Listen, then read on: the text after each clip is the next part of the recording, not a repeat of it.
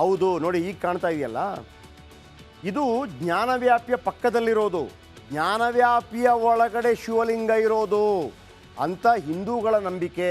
ಯಾಕೆಂತಂದರೆ ಅಲ್ಲಿರುವಂಥ ನಂದಿ ಆ ಜ್ಞಾನವ್ಯಾಪಿ ಮಸೀದಿಯನ್ನು ನೋಡ್ತಾ ಇದೆ, ಅದನ್ನು ಬಿಟ್ಕೊಡ್ಬೇಕು ಅಂಥೇಳಿ ಅದರಿಂದ ತೆಗೆದುಕೊಂಡು ಬಂದಂಥ ಒಂದು ಭಾಗ ಏನಿದೆ, ಇದು ಒರಿಜಿನಲ್ ಅಲ್ಲ ಕಾಶಿದು. ಈಗ ನಾವು ಪೂಜೆ ಮಾಡ್ತಾ ಇರೋದು ಕೂಡ ಒರಿಜಿನಲ್ ಅಲ್ಲ, ಒರಿಜಿನಲ್ ಅಲ್ಲಿದೆ ಅನ್ನೋಂಥದ್ದು ಹಿಂದೂಗಳ ವಾದ. ಹಾಗಿದ್ದರೆ ಕಾಶಿಯಲ್ಲಿ ದೇಗುಲ ಇರಲಿಲ್ವಾ? ಕಾಶಿಯಲ್ಲಿ ವಿಶ್ವನಾಥನ ಭವ್ಯವಾದ ದೇಗುಲ ಇದೆ, ಆದರೆ ಅಸಲಿ ದೇಗುಲ ಜ್ಞಾನವ್ಯಾಪಿಯಲ್ಲಿರೋ ನಂಬಿಕೆ. 2021ರಲ್ಲಿ 50 ಅಡಿ ಉದ್ದದ ಕಾರಿಡಾರ್ ಓಪನ್ ಆಯಿತು.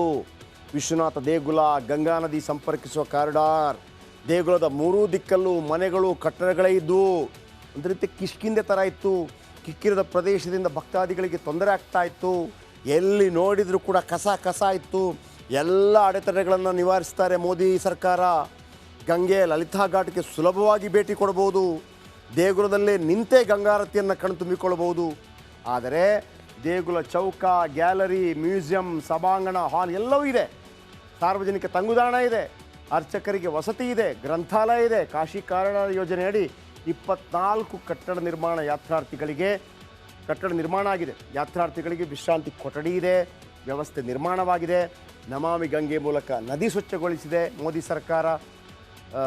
ದೇವೇಗೌಡರು ಕೂಡ ಹೇಳಿದರು ಗಂಗೆಯನ್ನು ಸ್ವಚ್ಛಗೊಳಿಸಿದರೆ, ಎಲ್ಲವೂ ಆಗಿದೆ.